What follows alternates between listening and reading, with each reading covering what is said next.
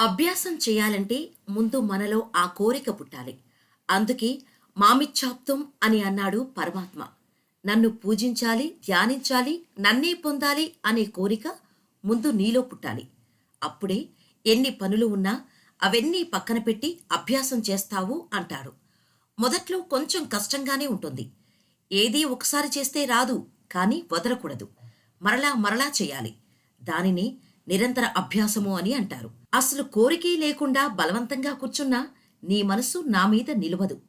దాని ఇష్టం వచ్చినట్టు తిరుగుతూ ఉంటుంది. కాబట్టి పరమాత్మను పూజించాలి, ఉపాసించాలి, ధ్యానించాలి అనే కోరిక బలంగా మనలో కలగాలి.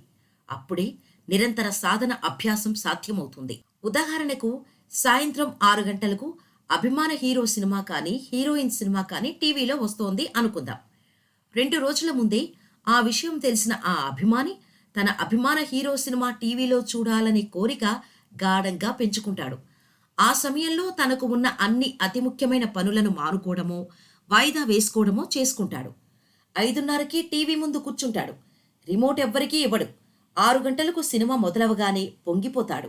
అర్థం పర్థం లేని అన్ని ప్రకటనలను ఓపిగ్గా భరిస్తూ సినిమా చూసి పరమానందం పొందుతాడు.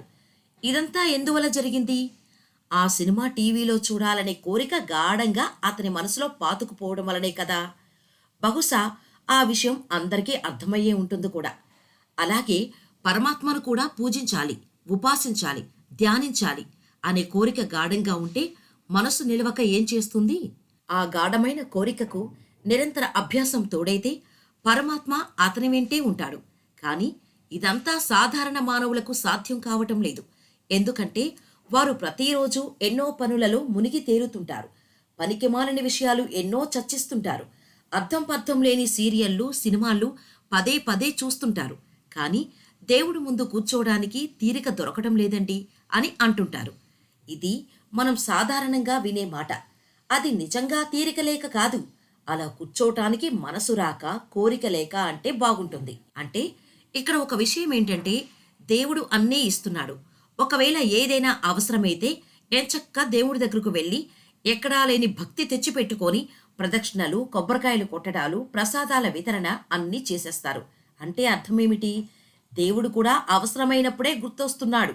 కానీ దేవుడిని పూజించడం అనేది ఒక నిరంతర ప్రవాహంలో సాగాలి. అప్పుడే దేవుడంటే ఏంటో అర్థమవుతుంది. ఇలా సమయం దొరకడం లేదనో, వీళ్ళు కుదరడం లేదనో చెప్పే వీళ్ళు ప్రతిరోజు బాగా అలంకరించుకొని దేవాలయాలకి వెళతారు, పూజలు చేయిస్తారు. మేము ఆ పూజలు చేయించాం, ఈ ప్రసాదాలు పంచామని గొప్పలు చెప్పుకుంటారు. తాము గొప్ప భక్తులము అని అందరూ అనుకోవాలని తాపత్రయం. కానీ తాము ఉద్ధరింపబడాలని అనుకోరు. ఇందుకే భగవంతుడు ఆ శ్లోకం చెప్పాడు. మనం వృధాగా గడిపే సమయంలో కొంచెం సమయమైనా భగవద్ధ్యానంలో గడపాలి అని కోరిక కలిగితే, ఆ కోరికకు అనుగుణంగా తగిన అభ్యాసం చేస్తే మరుజన్మకు మంచి మార్గం చేసుకోవచ్చు అని అర్జునుడి ద్వారా మనకు ఉపదేశించాడు పరమాత్మ.